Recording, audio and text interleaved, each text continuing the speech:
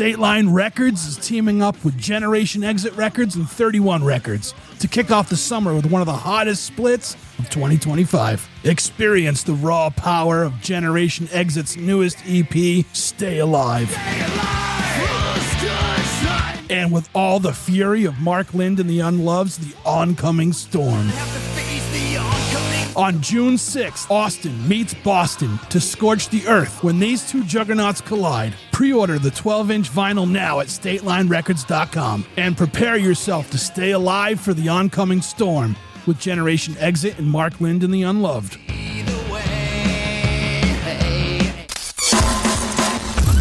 You're listening to the Struggling Artist Podcast. People need to be entertained. They need the distraction.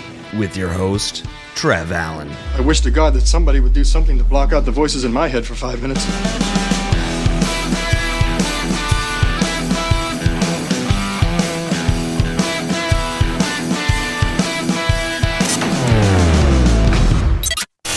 Hello, everybody. Today, our guest is Alice Anarchy. Alice is a multi-genre artist out of Indiana. We talk about all sorts of things in this episode. In particular, her new album that is out now called Trash Baby, and we get into her last album, which was a huge concept album called DIY Lobotomy Kit. Stick around to the end of the episode to hear a song. This is episode 349 of the Struggling Artist Podcast. Struggling with Alice Anarchy.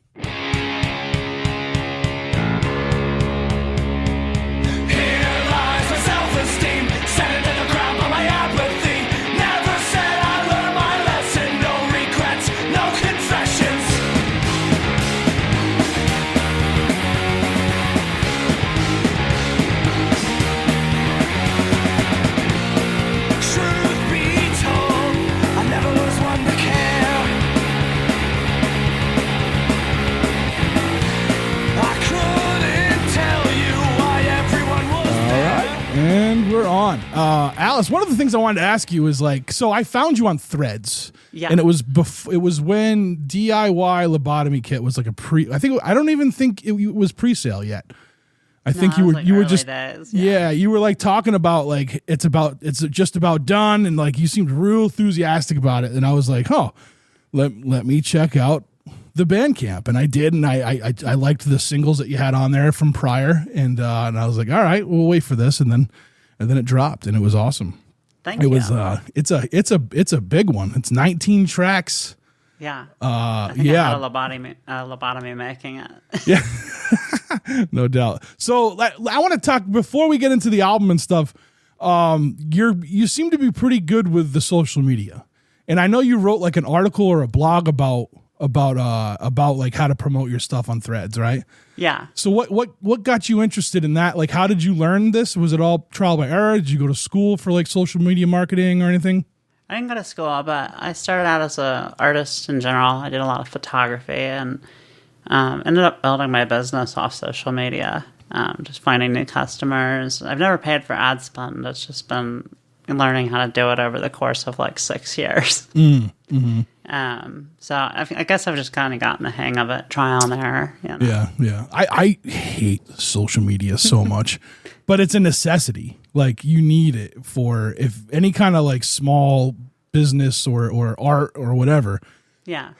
And I had someone helping me for a long time with the social media, and then because I gave up, I'm like, I don't need this, and then I realized I did. Right. So I ended up having someone hopped on as a producer, and he was helping me with the social media for a few years, and then I just recently kind of took it over the past summer because he had gotten sick. So I was like, all right, I'll figure this out, and right. It's a chore. I have to set myself alarms to remember to post, and I don't even think I'm posting enough, to be honest with you, but I try my best, and but I have seen a little bit of a growth from it. You know what I mean? I picked up little tricks. Typically, if it's I'll tag the first video clip. I'll tag the artist as a collaborator, and that usually helps get a few more people in on it. You know what I mean? Yeah, people sleep on those collabs, but they make a big difference. Yeah. I I realized all the time and get ignored. I'm like, all right, F you then. Yeah, so that's happened too. But I also realized like I was tagging everyone in like all of them, and I'm like, all right, maybe I shouldn't do that. Maybe because I don't want to, because you think about like some people have their feed set up a certain way, like their page. You know what I mean? So I was like, maybe I'll just do the one introductory one, and then I'll just tag them normally so they can share it in their stories or whatever. So that seems to be the best. Well, collab me up. I'm here for it. Yeah, no doubt. I will. I'll do all of them. Yeah. So, so that's just something you just kind of picked up on over the years from having a business. Yeah, just a lot of failures. Like all things. The more you bash your head into the wall, eventually you're gonna go through it. Fair enough. Yeah. Now, how long have you been making music? Oh goodness, most of my life. I started in high school. Got enrolled in a music education course. They had a guitar class, believe it or not, and got really into it. Ended up getting a scholarship to college and studied musical theory, classical performance, classical guitar major. Totally sucked the soul out of it, but I learned a lot. Yeah. I think that's when things when hobbies or passions become business, sometimes it definitely loses a little bit for you. A little bit of the magic, yeah. Yeah, just a little bit. And everything there was like math, But now I know the rules and I like to break them. That's what I mean.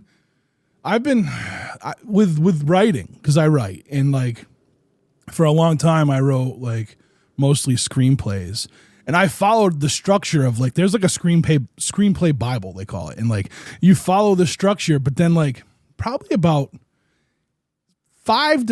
between 5 and 10 years ago, like all the rules got thrown out. Like there's no rules anymore. You know what I mean? Yeah. Like just do your thing and make your art. And if you can make it, whatever, if you can make it a film, you can. If you can't, whatever, you have a good script, so. Right. Yeah. So I'm sure it's similar. A friend of mine, we were having a conversation a long time ago, and I had like an epiphany from it, but we kind of came to this conclusion that like the great art, the true artists, the people that really excel and do things incredible are the ones who know the rules and break small ones with intention. And that's where it becomes the art. Like you can follow the formula, but the things we regard as real art are the ones that broke the rules. Like even like Van Gogh, crazy ears and shit. Like nobody did that. Right. They remembered it. That's true. That is true. That's the one thing I know about Van Gogh is the crazy ear thing. Yeah. Yeah. So that's kind of what I do with my music. I follow like the formula, but then I break it with intention, and it's worked pretty well so far. So I try to think, like I was trying to drum up like how like you have so many different genres that you touch on. I'm going to use a term I saw on your Instagram. Genre fluid. Yeah. I think that's the perfect term. Like I'm always like multi-platform, and I'm like, well, okay, but like that doesn't sound like, to me, when I say platform, it almost sounds like too I don't know. I don't want to say professional, but like too stuff. Yeah. So yeah. I like that genre fluid. I know a few artists that play in the same world with that. So let me ask you, when you're writing songs, do you write like do you sit down and go, all right, this is gonna be this kind of song, or does it kind of take over from the bare bones? You know what I mean? Does it take over as you're writing, or? Yeah, that's a great question. Mostly I just kind of match the music to the words. So I love poetry. I love writing poetry, and most of it starts from scribbled out notebooks, and then I go, okay, what's this sound like? And I don't try to like limit into one thing. I mean, it's always alt rock or grungy or somewhere in that category. But like, if it needs a pop flavor to pull it off because it's really upbeat and happy, we're going to do that. Although I don't know the last time I released a happy track. No doubt. Growing up, like, what did you listen to? Like, does the art reflect like the music you listen to as far as genres? Oh, 100%. And I grew up in that late 90s Y2K post-grunge era. We had Soundgarden and Nirvana on the radio and Marilyn Manson and all these great pioneers of their own genres, real unique icons of music. And I don't know if there's still a lot like that anymore, but I can't get away from it. That's pretty much all I listen to. Yeah, there's so many. I'm because like, all right, so the whole thing of the podcast. There's a couple things. The podcast is mainly, I started this thing because I was feeling uninspired as a writer, so I wanted to talk to other artists of all different types of like art, and then it moved into this music thing. Yeah. So like, I will say, so the other side of the podcast is like, I'm always out there looking for new music. So. Is there stuff like the old grunge? Yeah, there's definitely awesome like new like grunge bands that are current that have that same style from back then. Nice to meet you. Yeah, you got to really look for them though. You know what I mean? Like it's so I that's why this podcast kind of became the music one. Like it's because like I want to be able to showcase that for people and like because like not I don't know how many times I'll hear somebody be like, oh, they don't make good music anymore, or like, you know, nothing. Not looking, man. Exactly. I'm like, don't be lazy. You can't be lazy. Right. Like, I mean, granted, we don't have the like the MTVs anymore. We don't have terrestrial radio. Doesn't get weird like it used to in like the 80s and in mid 90s through the mid 90s. But like, you can find things, you know what I mean? Oh, yeah. So it's just That's what it all boils down to is the press, right? I mean, we look at the icons like Nirvana, for example. Huge cult hit. But why? Because he was always on a camera saying something weird and stupid. Yeah. It wasn't because the music was freaking phenomenal. I mean, it was good, but it wasn't like, you know, right. Yeah. I mean, he was, Kurt Cobain was even like, he kind of like talked down about his music and then talk about the Melvins a lot. You know what I mean? Yeah. Like he tried to get like these other bands. And that's something I see with like Dave Grohl does that a lot too. He's a big promoter of like up and coming bands. So I wish there was more of that in like the mainstream industry. I don't see it as often, you know? I think a lot of artists right now are living in this fear of, oh, I'm not an influencer. I'm not a content creator. I'm a musician. Okay, well, that's good for you. But if nobody ever hears you talk or passionate about your music, then who the hell are you? Let's talk about that. Yeah. So, because I was looking on Rocket Rebel Records. Yeah. And like you kind of have these like kind of guides on there on like how to do this thing, and like there is a portion of it now like where you do kind of have to promote yourself and you gotta get out there, you know, like I'm from the old school, like self-loathing artist all the way, you know what I mean? But like that's not how you get things done anymore, you know. It's you know, but and I don't do that because like I try to you know, that isn't a tactic, that's just what I am. But sometimes you have to think outside of the box and kind of take yourself out of that and then do the self-promoting thing. Like that's why this podcast just started doing videos this year, like videos nonstop. And like, I'm like, it's tough and it's a lot of work, but you got to do it. You know what I mean? Right. And like, I'm trying hard. Like for me, it's different because I'm trying hard to promote everybody else. And like, that's the biggest thing for me is like, I don't give a shit about me. Like I only want this podcast to keep going and to get bigger for the artists. And like, so that's my approach, but you do but like with my own writing, I have to go out there and self-promote it, and it's tough. So how do you approach that? Like, how do you kind of get over that part of it and just make yourself get out there? You know, I just started doing it, and I had fun with it, and I found a way to make it my own, and now it just cause chaos, right? And I'll pen my music at the top of the page, and then go piss a bunch of people off. That's my thing. Okay, all right. I can see how that could work. Yeah. Works out pretty good. Yeah. That's awesome. Do you, is there a persona you have to put on to kind of get out there and do it, or no? I think it depends on the artist. Like, yeah. Obviously, Alice Anarchy is not like my day-to-day self. You know what I mean? Right. I mean, it does come from a place inside of who I see myself as one day. Right. Yeah, I think all of that has to, right? It has to be some part of you in there that you just pull out, you know? And I love talking with the fans and meeting new people all over the world. And like, I actually have fun with social media. I love it. And I've gotten really into film as a side effect. I'm now working a lot in film production and things of that nature. And it all stemmed from content creation. Yeah.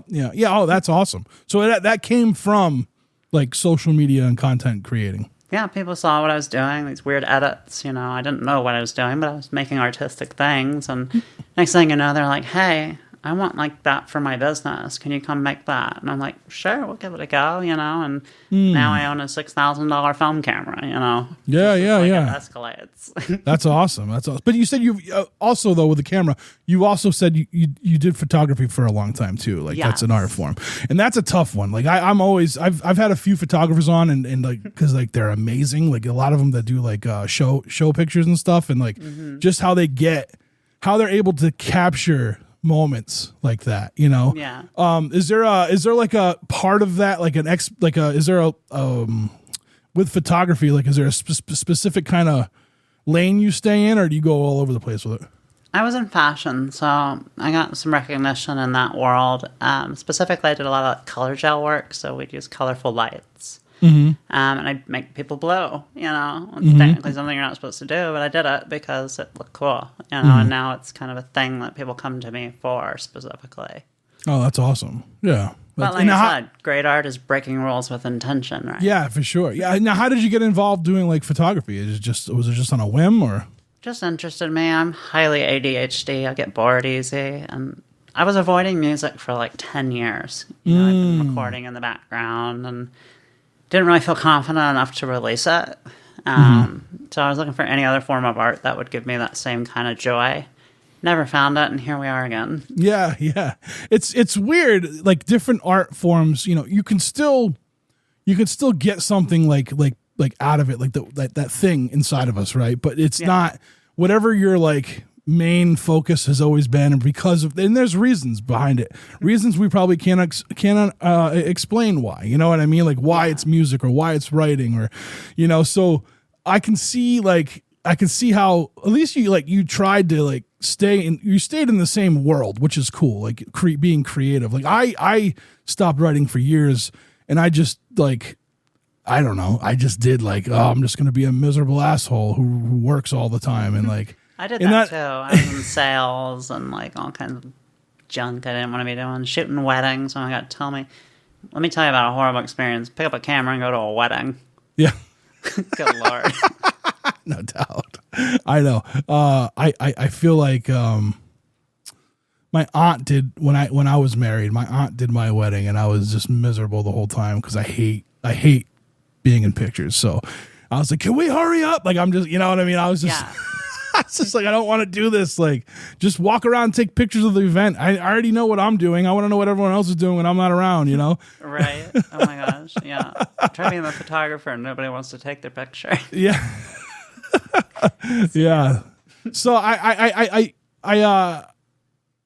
tell me about the music. Like when you weren't making music, like why did you stop? Was you just like, what made you feel like, cause for me, it was just like, all right, like, mine has to deal with all sorts of like trauma, childhood trauma and stuff, and me being like, this isn't what I'm supposed to be doing, But like, what about for you? Like, what was it for you?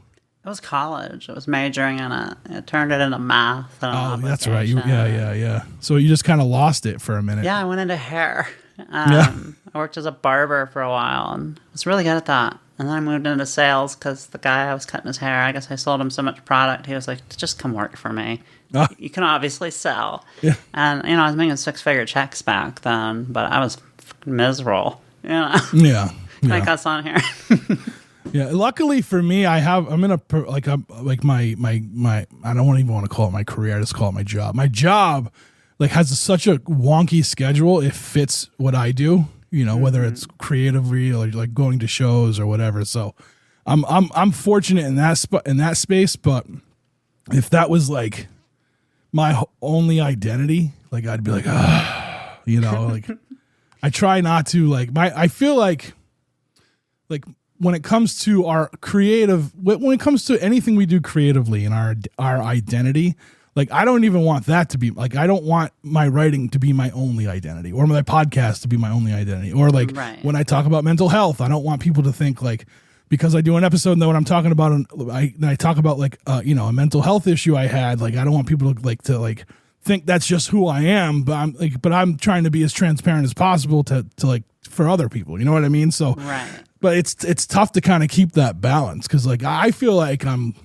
like I say that I'm like, oh, I'm just a simple dude, but like I look at everything I do and I look at how I'm really not that simple, but at the same time, like, I'm not like, I don't want to be any one thing either, Yeah, no, I totally get that. I'm very multidisciplinary. Like, I don't know, I just do things and they tend to turn out good, but like, I don't want to just do one thing the rest of my life. That sounds freaking miserable. Yeah.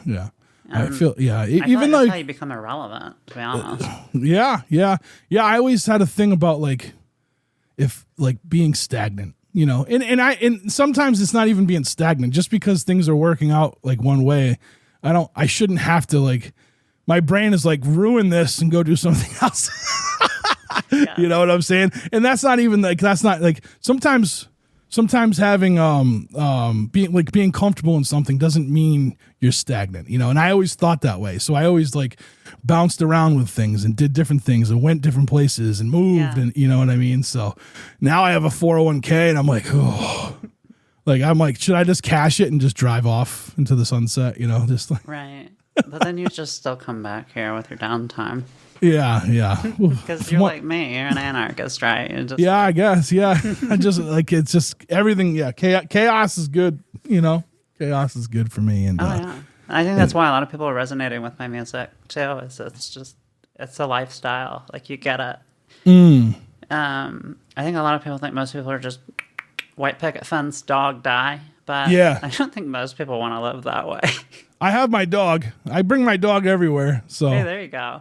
Yeah, I had a big old boxer. Nice. I had a bull mastiff that traveled the country with me. Oh wow, it was awesome. Yeah, she wasn't like, I mean, she was a big dog, but she wasn't as big as like most. She was only like 70 pounds, 75 pounds. So it was manageable to drive around the country with her. You know what I mean? Right. So that'd be fun. So all right. So tell me, when did you start this? When did you decide like, I'm going to start putting out music and releasing music? And was that recently, or because like I feel like you just had like, you dropped like 5 things in the last 3 weeks. Yeah. Well, I've got so much backlogged from my lifetime of like being nervous about my music that now I'm just cleaning it all up. So it's a lot easier to do. But I think I started last June releasing all my music. Okay. Was that Vicious Delicious? Was that last June? Actually, Bandcamp's not updated. There were 3 albums before that. Oh, okay. So I actually have 100 tracks out. Holy shit. With this new album that I just announced today. You've been busy. Yeah. Well, it's more just like the stress. Yeah. Life's been crazy. But the one thing I always do is come back to the music and make something almost nightly because it just calms me down. Now I'm just releasing that demon to the world, I guess. Yeah. I do similar things. Like if I'm off, and like, especially because I work overnights. I've always been an owl though. Like, I'm always working at like, I know half the reasons why I didn't work out at certain jobs for myself is because like I can't sleep at night. So like I'm like super tired and I'm like dragging around and I'm miserable and mean. And so I started working nights and that seemed to work better. And when everything's quiet, I need to keep moving. When there's birds chirping and like people yelling at each other, that's when I can fall asleep, So I need that. I'm a night owl too. Like, and I swear to God, there's something magical about the night. Nobody's calling my phone, nobody's texting me wanting things. It's just me and the music and silence. I was gonna say, I think most of our conversations happened late at night. Yeah. Yeah. There's no cars honking in the middle of my track. It's just like perfection. Yeah. So, when did you decide? Like, I closed my notebook like a jackass. Rocket Rebel Records. When did that become a thing? So that's a funny story. I started that just kind of a dream to merge like photo, video, and music into one company. I'm still building it, and it's kind of turned into more of a production house tailored to artists, like musicians. But nobody would give me a shot, so I just started releasing my own music. And I said, I'll show you bitches how it's done. And here we are. I mean, there's a lot of people that do that. Like Henry Rollins does that. Like that's how he started his publishing company. No one wanted to publish his writing, so he's like, I'll fucking publish it myself. Right, you know what I mean? Now I'm turning myself into a rock star. I'm like, do I even need to make anyone else one? Yeah, right. Yeah, no doubt. Yeah. So, all right. So, and then through there, because it's I don't know. I don't think it's like a typical label thing because you offer, like I said, you offer these like advice about how to get yourself out there. It's almost like it's like a I don't know, maybe not a production company. Is it? It's like a production company Yeah, it's a almost. production house, basically. Yeah. Okay. Yeah. Yeah. And like you help artists too. It seems like with those tips and everything. And Yeah. I was actually reading the one you wrote about threads, and because like I'm always like, how do I get this shit out there? Like I use those stupid hashtag things, and I can't stand doing that. Like it's a pain in the balls. You know what I mean? I'm always like trying to figure out how to do things simpler, but with like the most exposure on it. You know what I mean? Yeah. So like, yeah. So kind of like with threads, I mean, threads is like a Twitter, but not as toxic anymore. You know, like Twitter, the old Twitter. I feel like the old Twitter had this huge, toxic, isn't it? yeah. Well, the original Twitter had such a huge like podcast community, and I felt like that was all I saw in my algorithm. So that was a little bit different. But then like, yeah, when Elon took it over, I started seeing propaganda machine. I started seeing weird shit, and I'm like, I'd report it, nothing. I'm like, all right, well, I don't need to be here. You know what I mean? Basically, yeah. I wrote a song about him. It's pretty vicious. What song was that? Woke Mind Virus Parasite. Oh, yes, I was just listening to that right before. Yeah, that's one of the ones that just now is that a recent you wrote that recently or? Yeah, that released I think a few weeks ago. Yeah. Now, when you write, is it lyrical first? Is it the poems and stuff first, and then you kind of feel for the sound, or do you hear sounds? Like, because like I know people that write, they'll hear like a guitar riff, and then they'll write that, and the last thing they do is lyrics, and they don't, and like they're great lyrics, but like they're like those are throwaway. You know what I mean? Like, what do you mean? You know? So like, how does that work for you? Do you hear the sound? That's my problem. I can't write songs because I don't hear the sounds.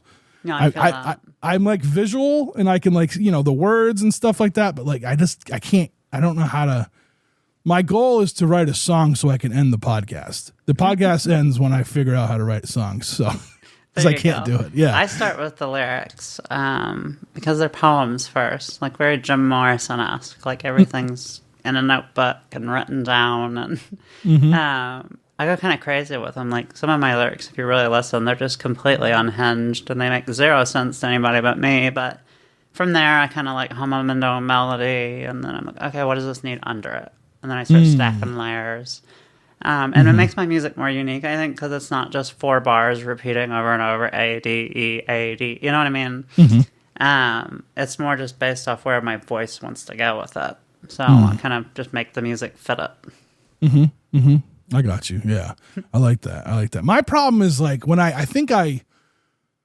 so first off, the things I am the least good at, I seem to love and want to do the most. I don't know why. That could be a metaphor for like my relationships too. I don't know, but like relatable.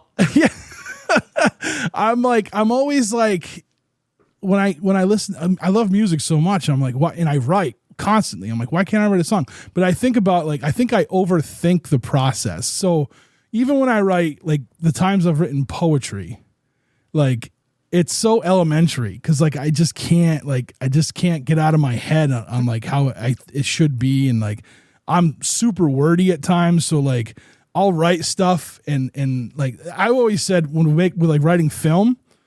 Like writing a short film is so much harder than writing like a feature long film because you have to get everything you need to say condensed within X amount of pages.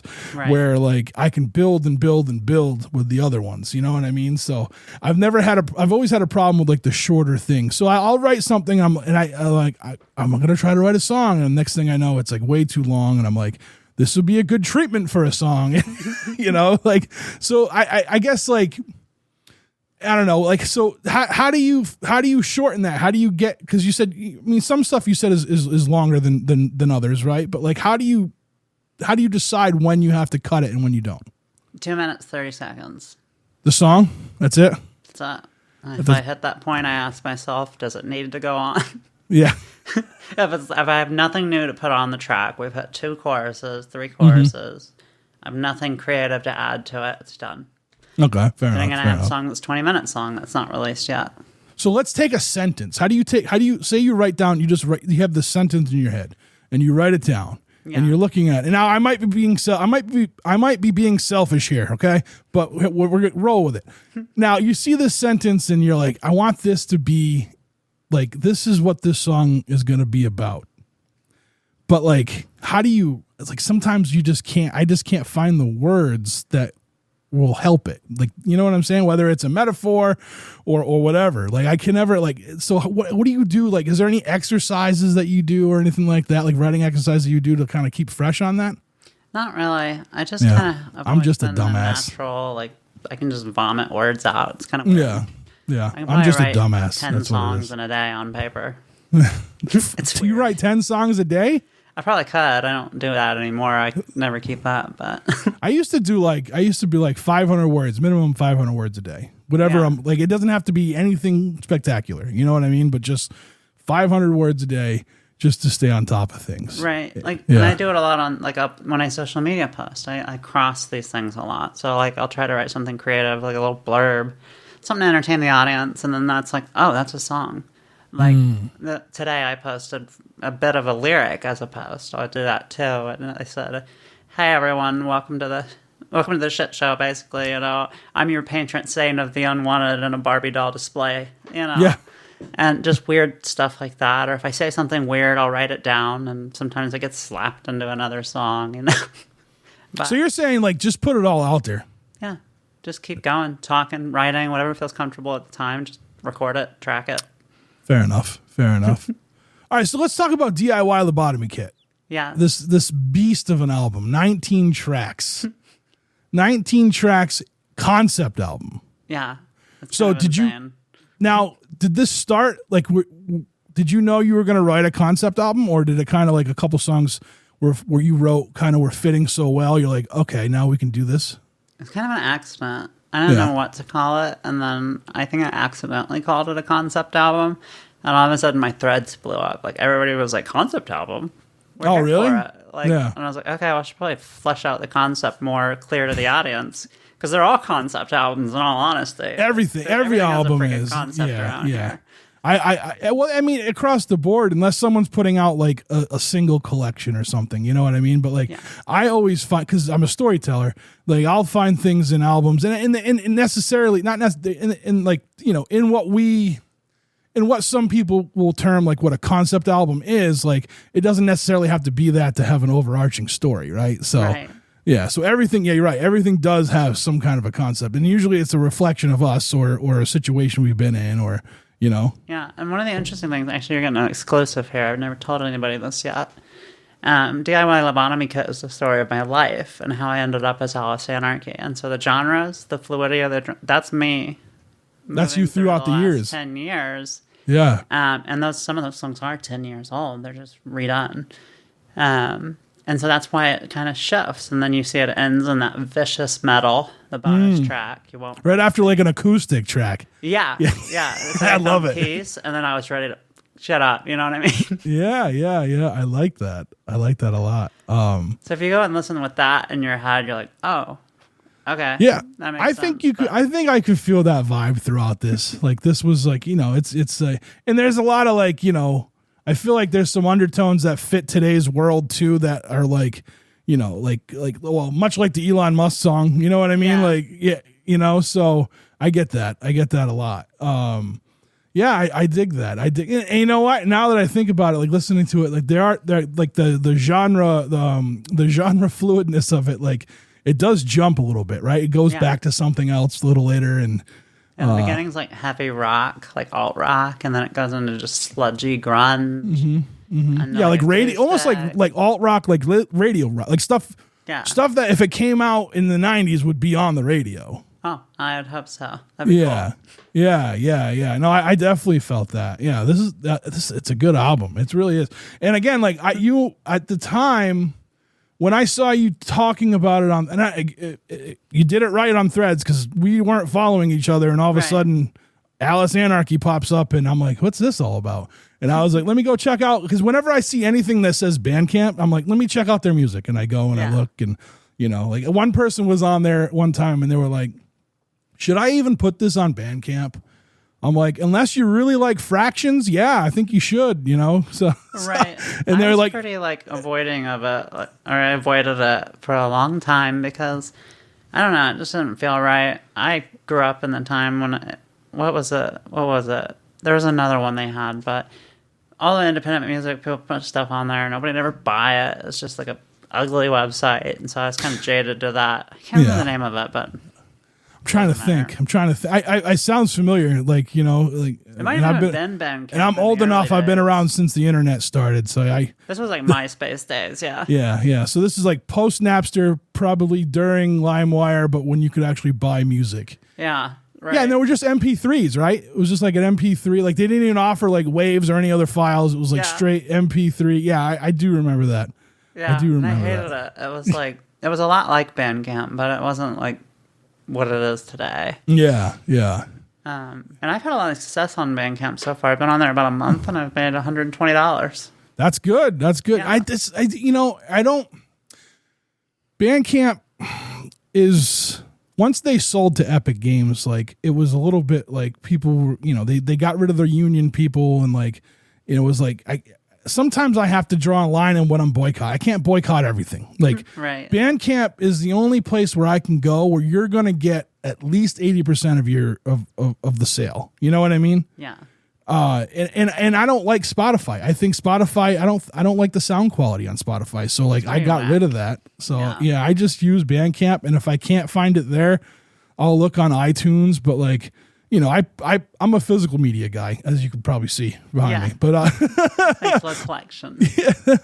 But like so like whatever way I can to support the artist is like the max way I'm going to go. Even if that means I got to buy an MP3 download from their website because they don't have anything physical. You know, I'll still do that if that's the only way I can get them. You know what I mean?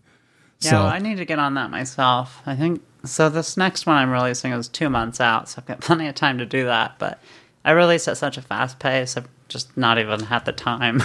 Yeah, you do. Is now from like I mean, I guess right now it's because you just started releasing all this stuff like recently, so it's good to get it all out there because so people have options. Yeah. But at some point, are you going to like slow down the releasing to like kind of fit like a schedule, like a today actually?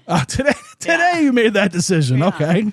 So the next album's called Trash Baby, and it's a trans femme like focused album, and it frankly it rips. It's like Nirvana if he had an attitude. Yeah. Okay. It's pretty good. Where are we at here? When is it releasing? June. End of June. In June. So, End of June? End of June. Okay. Usually I just put it out like 2 weeks and be like, because I want to be able to listen to it on Spotify. Right. Yeah. I don't care about everything else. I want to be able to hit it when I'm having a bad day and listen. And this one, it's probably going to kill me to wait this long, knowing that there's better music made that's not out. Yeah. But a lot of it was just old music. I just wanted it out, and it was a catharsis experience of just like getting rid of it, you know? Yeah, Carried it's like this around for 10 years. it's like a job completion thing. Yeah, just get it out of my hard drive, out of my life. I want to do something new. Yeah, no, I like that. So that's what the next album is. So Trash Baby is all new. Yeah, right. Okay, I like that. it's pretty wicked. We can't be diving into it because I don't blame you. This will be out before that releases. So Right. if it was like if you said like, oh yeah, May 5th, I'd be like, let's talk about it because this is gonna be out like towards the end of May. But like, yeah, I don't want to give anything away. So like, but I guess is it genre fluid again? No, it's strict grunge. Strict grunge, okay. Yeah, Just a strict little bit grunge. of alt rock in there, but it's actually one of the only albums I have that's consistent front to back. Yeah, okay. And I am doing something kind of cool. Speaking of marketing, I haven't seen anybody do this. For every 10 supporters that I get on it, I'm putting another track on it. So it could be 12 tracks. It could be 30. I really don't care. Wait, say that again. For every what? Every for 10 supporters that buy the album on Bandcamp, yeah, you're going to add a track. add a bonus track. I like that. That's cool. That's like an interactive thing. Yeah, you know? So you can help grow this Trash Baby. Yeah. Help me raise her. That's amazing. I'm going to be pre-ordering this right away. I love it. Oh boy, that's awesome. So I want to ask about, because I another song that I heard. So today I went back and I'm like, there's more music on here. Echoes from an Empty Heart. Yeah, that's new. Yeah, that's a new song too. Yeah, and the sound quality is very on par for what Trash Baby will be, just less vicious. Okay. Yeah, I dug this track. It was you. like, again, it brought me back to like, this could be on the radio right now if radio was good again. Right. You know? And I mean, listen, I still listen to the radio. When I leave my house to go to work, my dog has the radio on. You know, she's listening to the alt rock, classic rock station all night long, you know, until when I get it's home. always Linkin Park. Oh yeah. I cannot listen to any more of that. You know what I noticed, that the one local here, the one in Worcester, Massachusetts, and a shout out to the 100 FM The Pike, because I have friends that work there. My buddies on the morning, I have buddies on the morning show, and you know, I know some of the other people that work there. So, but like I noticed, like after like midnight, you'll start getting like the deep cuts from like even like classic rock songs. You know what I mean? And I'm like, wow, I really like this. So like when I'm working doing like when I'm sitting at this computer doing all the stupid editing I have to do, I'm usually listening to the radio for a while, because like it helps in like, and I don't have to like stop it when I'm trying to listen to something else. I can just hit like the my monitor button and listen to what's going on. You know what I mean? So but like I'm constantly listening to music. Like it's so the radio. So I even have like. I have like, what's this, Sirius XM, and like, I don't use it often, but like, I got it for like $3 a month, and I'm like, and it was like 3 years. I'm like, yeah, I'll do that, you know, and I'll pay it all up front, you know what I mean? So every once in a while I'll hop on there. It's cool because I've heard Friends songs on there, like on Faction Punk or on, what is the garage station or whatever, you know what I mean? So that's cool, because like, it's like a badge of honor when I hear a Friends song on the radio. I know them. Here for it. Yeah. All right. So Trash Baby so Echoes from an Empty Heart is similar to what Trash Baby is going to be as far as sound. You said quality. I'd say sound quality. Yeah. It's Trash Baby is going to be a lot sludgier. Mm-hmm. Who does all your artwork? Like, do you take all these photos and stuff? Me. You do? Yeah. Went to graphic designer. I have fun with that kind of stuff. Yeah, that kid has the bluest eyes. I've like. Isn't that album Wicked? So that was actually inspired by like Nirvana's album where they threw the baby in the pool. Yeah. I was like, well, we sound like, angry Nirvana in this. Angrier. Yeah. So why not just like nod back to the old grunge? But no doubt. To be honest, if I had a favorite grunge band from the time, it'd probably be Alice Donut, not Nirvana. Yeah. What about playing music out live? Do you play shows and stuff? I'd love to. I can't find a reliable band. Yeah, so I just that track happens. Everything myself and enjoy it, you know? So where are you in the country? In the middle of a cornfield in Indiana, essentially. Oh, yeah. So is there a music community there or not really? Not really. No. I mean, there are musicians, but none of them that like take it as seriously. I've seen you post about a venue once or twice. The same. I've seen like a similar, like it seems like it's the same venue you've posted. Like I've seen posts on Instagram about. Yeah. There's a small scene. That's just. Yeah. A lot of people are kind of toxic from what I found, or they're not very serious about their music, or they just want to play covers. And I can't find a band that actually wants to like learn the music, practice it, and like be a band. They just want to make money gigging. Yeah. Right. You're not going to make money if you're not freaking interesting. It takes a long time to make money. Yeah. Fiji covers the rest of your life. Is that what you want? And I mean, look, there is an art to cover out cover bands, but like, and you do make money doing cover bands, but like, it's hard to flex your creativity muscles. Yeah, I would be miserable, and I know it's for some people, and there's nothing wrong with that. But I want to be an icon. I don't want to be playing bars where half the people in there are chewing on a corn pipe. Yeah. You know what I mean? We got to get you out of that cornfield.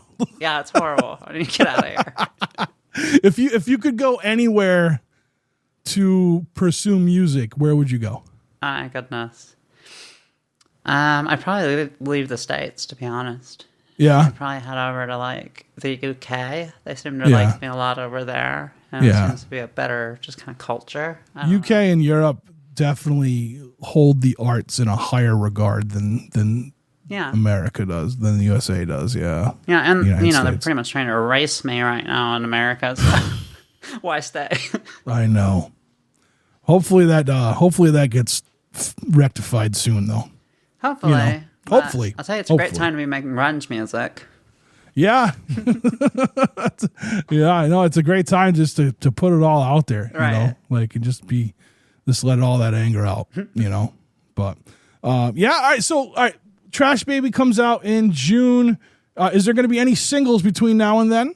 Oh, 100% guarantee it. At some point, I will stay up till 4 a.m., make something, and be like, here it goes. Right on. I'm sure at some point during that night we'll be having a conversation because, like I said, like you're the only other person I know that's up at that when I'm up there. You know, I went to bed like 6 a.m. for like the last week.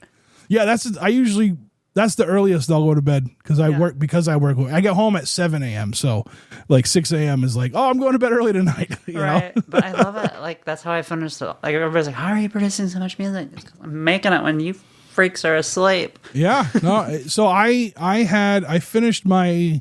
I think you and I talked about this a little bit, but like I finished my last writing project at it was like 5 a.m. And like I was having like a weird situation happen earlier in the day, and I thought I was okay, and then I was like, I don't think I'm really okay. So I went back to this writing project that I was like kind of just piecing together over the last several years, and then I was like, it's time to finish this. So I just like wrote like 3 or 4 more essays for it, and then just like that was, and I was like, I think I'm good, you know? Right. So, yeah, but you get a lot done. You get a lot done at night. Yeah, I don't know. I don't seem clear-headed, but, you know, I'm ADHD too, so in the day I'm, like, medicated and focused and, like, doing my thing, and at night it's just, like, the chaos gremlins come out and they're like, hee, let's make stuff. Yeah, I've learned I try not to take my ADHD medicine except for days I work, because it definitely, like, makes me... When I take it makes me a better person, first of all. But like I am less like when I take it. Yeah. So like sometimes I'm like, oh, and then I don't like, and then I'm like, well, I don't really want to build a dependence on this. So like on my days off, I just won't take it sometimes. But I feel that. That's how I learned. I just sit on the couch all day.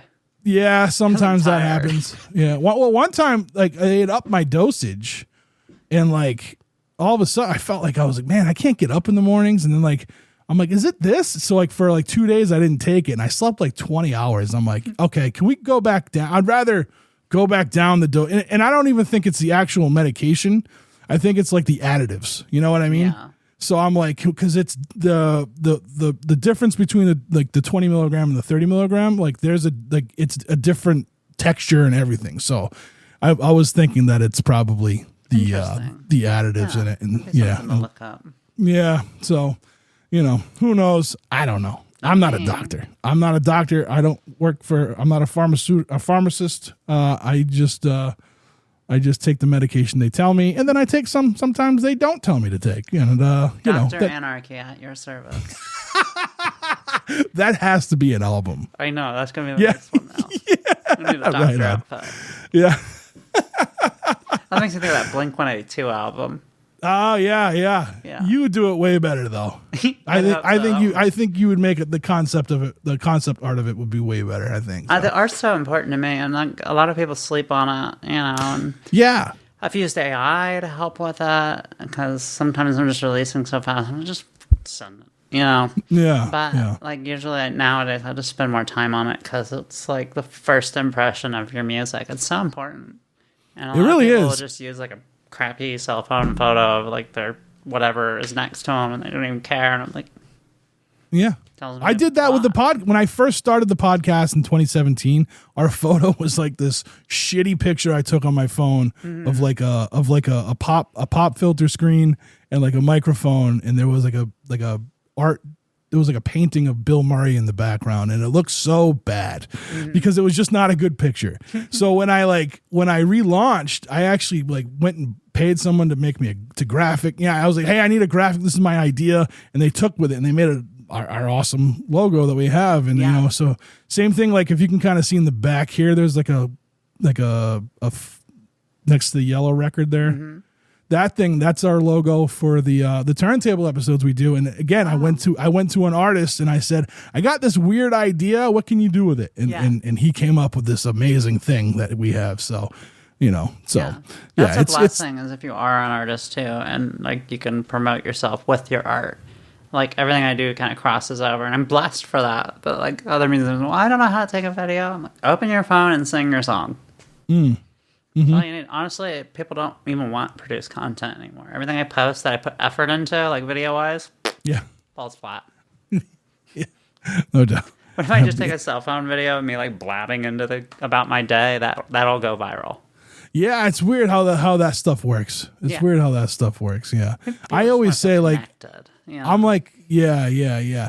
My biggest thing is like just I love albums. Like I love everything we talked about earlier, and like a lot of people just do singles because like that's what gets attracted. Like if you, and you probably know this, but like if you post a single once a month on Spotify, you'll get more streams that way than you would if you put out like this, like a banger of an album. Yeah. But if you have those singles too, and then put out an album, it's all a marketing thing. Well, I think that's the biggest problem. Most artists don't market. So they're just relying on algorithmic, With an album, you've got so much variation in style and sound, it doesn't even know where to put you for probably 6 months of streaming. It learns your listeners. But another thing people are doing, putting their music in playlists. I don't do that. Oh. Yeah? They just like make a playlist and throw their stuff on there? Well, they'll pay for it, or they'll just throw it out to anyone on Threads making a playlist. And so is it like I guess what my old ass would say, like a compilation? Like if I went and bought like a compilation that had a bunch of bands on it, like it's just a playlist though. Yeah, like on Spotify, you can follow a playlist. Well, people will play to get their placements on there, or pay to get their placements on there, so they can get 10,000 streams on their song because it's a busy playlist. But interesting. They don't think about what they're doing, or they'll just pay to be put on a bunch of them. And I know someone myself that I was helping them get their music heard better, and they were like, I don't understand what's going on. So I looked at the playlist they were on, and it's like death metal, right? And they're in a playlist with Katy Perry, Lady Gaga, like you're getting skipped. And then Spotify's going, oh, this sucks. Because people are skipping it. Yeah. But realistically, it's just not paired up well with Britney Spears. Right. You got to kind of think about where you're putting your music. And that's interesting. Yeah. Yeah. See, I don't because I don't do that, like get into that whole streaming thing. I never even really thought about that. Yeah. That's the best definitely thing to do is put it on there and don't touch it. You just leave it and Stop let trying to force it do its thing. Walk away and go make money on Bandcamp. Yeah. The people that don't want to pay go there, and they can tell their friends, and hopefully the people that do want to pay find you. I get so mad when a band doesn't put their stuff on Bandcamp, but mainly because I want to buy it. You know what I mean? I'm like, hey, I want to give you money. I'm like, let's do it this way. I'm gonna Venmo you $15. Just send me the MP3s. Like, you know what I mean? Like I'm all about that. Like, I think my Bandcamp is up to like, where are we at? Let's take a peek. We are at 798 titles in my Bandcamp right now. That's pretty good. So I try, and it's all over the map. Everything is just like all over the map. So right. My biggest problem with Bandcamp is the disconnect, because most people do use Spotify because they're not musicians, right? They don't have the same passion that we might have towards it, or the urge to support in that way. Maybe they just want to listen. Maybe they're not mega fans yet. Yeah. Which is why I think it's important for artists to do both, because, somebody that isn't a mega fan can easily become one once they deep dive your catalog. But you got to find an incentive to get them to Bandcamp. So for me, this time, like I'm trying, like the supporters get extra songs. Like the more you purchase the album, the more I'm going to put on it. I have about 22 of them done. But if you don't support me, I'll just throw them in the trash. Yeah. I hear you. No difference to me. And then I can move on to the next album, and I know nobody's interested. Right. But if I sell more of them, I'll go back and work on it. Yeah. It's a smart way of doing it for sure. We're gonna try it. It might blow up in my face. Who knows? So is there any outlook for, like, do you have anything in the works for getting a band together to do live music? I've gotten sick of chasing people around. Yeah. I don't want to be a leader. I don't want to be the manager. Yeah. If I can find a band that's a family, like bands used to be. I remember growing up, I had a band, more than a few bands, and we were all tight, and we always listened to each other's stuff, and we played each other's stuff. But everything I do now, it's like You know, people are like, well, it's your band. And I'm like, no, it's not. Yeah. I've met a few people now who like, so they're the project. And like when they can have a band, they do, and they might have different iterations of that band, and you know that seems to work pretty well because that helps you out as far as like, all right, maybe this time I'm going to be doing like a solo show or something. You know what I mean? Like it gives you more versatility when being able to play out. I did try that, and all that got me was I want paid to practice. Oh Jesus! Then practice at home. Yeah. Because if you don't know the music, I ain't paying you jack. Yeah. There's like my hometown, like we were talking about what you were saying earlier, cover bands, right? That's all my hometown used to be. That's here. And like now they're starting to get more, which is awesome. They're starting to get more like original musicians in there. And but like I knew somebody who was in a pretty successful cover band for that area, and then they like the band stopped. And they like everyone went on to do different things, and then they ended up getting back together because like no one wanted to hear the other. Like you have such a big fan base for this one cover band, but like the singer went to do something else, and no one wanted. Like I'm like, come on, support the guy for Christ's sake, like you know. I do enjoy cover bands, but I don't know. I just playing somebody else's stuff doesn't hit. There's two ways. There's two things I like about if a cover band can do this. One, if a band, say, that's like a death metal band, like turns around and does a cover song, and they sound exactly like that band, that's cool. But I also want to hear like the death metal version of That's like said song. Hear. Like I did The Man Who Sold the World, and I just made it heavy as all get out. Yeah. I heard your cover of House of the Rising Sun. I liked that a lot. Oh, yes. That was so much fun. I didn't do a lot with the music, but the way I sang it, I think gave it a lot of edge. Yeah. And you put a lot of like theatrics into your expressions when you were singing that one too, I feel. That like, I can't help. No, well it's awesome. Yeah. That's a performer mindset. Or you know what I mean? Like that's that's something that like I feel sometimes if people knew how to do that, like they would go so much further with their music, you know? Well, that's like I got in this argument with the last group I was trying to put a band together with, and we ended up splitting up. But, you know, they were like, well, why don't you just pick up a guitar and play? Or, well, you know, and then I ended up having to play the bass for a while. And I was like, I'm miserable. I can't perform like this. I want to be in people's faces, screaming at them. I don't want to be sitting here tied to a microphone pole. I'm a mic in hand kind of girl. Yeah. I think that was the biggest hit. But I grew up with like Manson, right? Yeah. Like shows. Yeah, theatrics were a big deal. Yeah. Or like part of the thing. Yeah. That's why I remember these people. Right. So for me and my marketing strategy, that's part of it. Like Rob Zombie was another one that was big on that, and Trent Reznor, and you know, like yeah.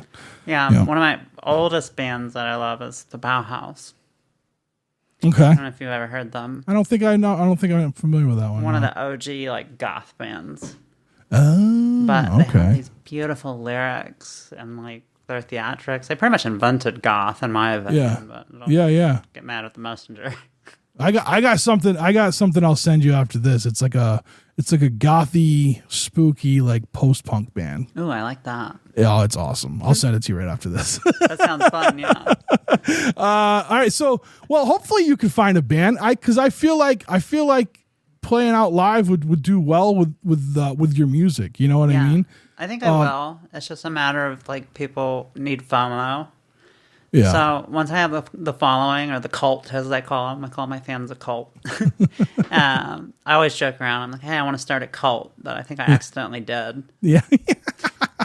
Side tangent. Like literally, I get the strangest messages now. Like at least 15 times I've had somebody ask me if I'm a reincarnated cat goddess. Oh. And I'm like, what? Which one?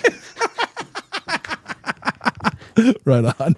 Yeah, and you're just like, okay, but I lean into it. I post it, and like, yeah. People think I'm AI, like I'm not a real person. Oh, really? Yeah, they're like, you're fake. You're not real. We can tell from your eyes. So I started using this crazy like eye contact thing built into my webcam, and it makes them go like all crazy. So you just lean into it. And I'm just like messing with them. Yeah, I think I saw a video with that. Like, and you had like sparkles going on like around. I just do weird stuff. I'll glitch the thing out on purpose just to like mess with people. I mean, Yeah. they're telling you what's about to go viral for you, so lean into it. That makes sense. That makes sense. That's cool. That's cool. Plus, I'm a little chaos gremlin. Yeah. I love it. All right. So where can people find you? Websites, social media handles, what are you on streaming everywhere? All that stuff. I'm all over the place. If you type Alice Anarchy into Google, there's like 4 pages of places to find me. Cool. And then, the label, what's the website for the label? RocketRebelRecords.com.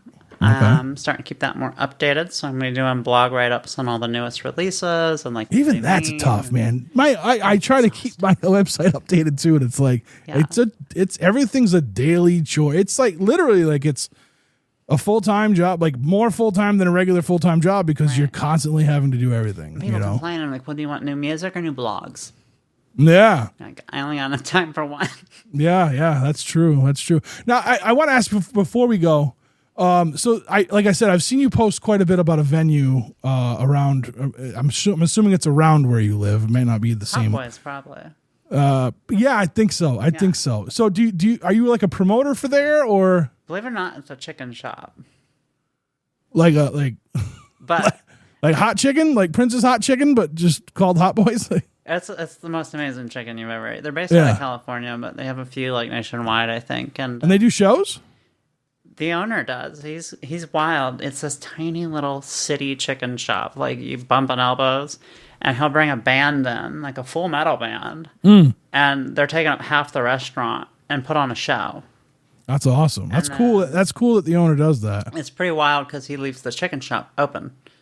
So people are ordering with like a metal screamer in their face. Hell yeah. You know, it's awesome. And they're like, all right. What the heck is going on? And then, so I'm producing a show with them called Sound Bites. And so that'll be coming online. I'm not sure when, probably in about a year or so. But okay. It's kind of like, episodic show.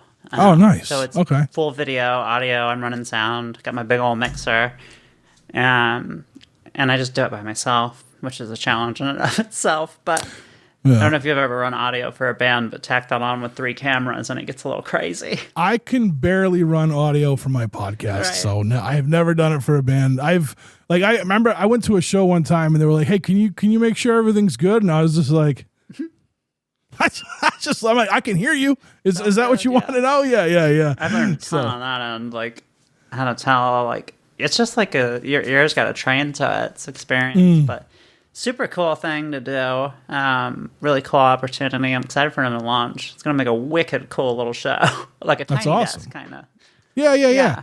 Yeah, that's cool. Yeah, I've done stuff like that. We had something I put on it like a little, well, I guess it's a pretty decent size like art theater house, and like I put on a little show in one of their smaller rooms, and we sold it out and stuff, and it was kind of like Tiny Desk meets like inside the actor's studio.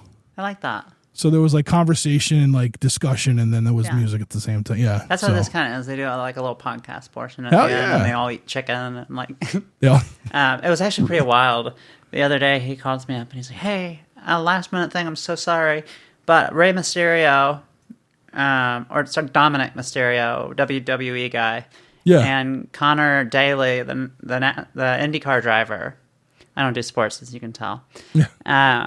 Are going to be here eating my chicken and doing a hot chicken challenge." The two, like, how does that happen? I have how no does clue. how does a race car driver and a wrestler? It's like a bad joke. A race car driver and a wrestler walk into a chicken shop. It is, and I didn't know who either one was, so I ended up walking up to the race car driver. And I was like, "You're not the wrestler, are you?" You're not. I don't know what's going on. But there's like a video on my page of me just talking about drifting Subarus with I did see that. Yeah, okay. All right. Yeah. But I got to That's awesome. meet Dominic, which was really cool. Super laid back guy. Yeah. Even though his character is like a heel, and like WWE, he's like the bad guy. Like you don't mess with Dominic. That's cool. That's awesome. All right. So well, listen, when it's time to release more when the next release comes, hit me up. We can do this again. We can talk about. We can dive into the album. I'm excited to hear it. I can't wait for it. And just keep doing what you're doing. I love your stuff, and you're doing well with the social media. Because, like I said, that's how I found you. That's how I find a lot of people nowadays is through the social media. But yeah, what's the modern MTV, right? Yeah, basically, yeah. The thing is, a lot of artists just don't even realize that. Yeah, the power it has. Like, the last thing I'll say is go build your community. Like, that's what I did. I'm not the biggest artist in the world, but the people that like know my music, they love me. They fight for me, and that's because I would do the same for them. That's awesome. Yeah. Fair enough. Yeah. Well, that's cool. That's good advice. So, well, again, wish you nothing but the best, and I hope we can do this again. Yeah, I would love to. All right, and that's the show. I want to thank Alice again for being today's guest on the Struggling Artist Podcast. In the show notes, you will find all things Alice Anarchy. I want to give a huge shout out to Chris Chavez, Aria Rad, and Jeff Bousquet for being part of the Struggling Artist Podcast team. Follow them on the socials. Chris at 716 The Sound, Aria at Coffin_Salesman, and Jeff at _JRB Image. A big shout out to Mark over at State Line Records for being sponsors of the podcast. Head over to stateline.records.com and see what Mark has in stock. Pick up a record or two. We are actually looking for more sponsors. If you want to talk shop, hit me up, Trev at thestrugglingartistpodcast.com. Huge shout out to the band Loser Circle for letting us use their song Great Illusion of Time off of their album Took Long Enough. You can find that album on their Bandcamp page for sale as a vinyl record. I suggest you go get it. I want to thank everybody over at Patreon who's helping us out over there, supporting us over there with our patrons. Thank you. Your contributions do not go unnoticed. They go to help build the podcast, whether it be equipment or putting on an event or doing our other little side projects like we've talked about in the past.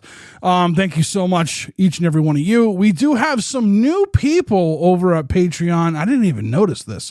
We're going to read off some names right now. So we're going to thank Tracy for becoming a member, Sky Artisan Workshops, Anne Marie, and looks like Samantha is the other new one. Thank you guys so much for becoming members of the Patreon. If you want to see what's going on over there, head to patreon.com/podcast TSA.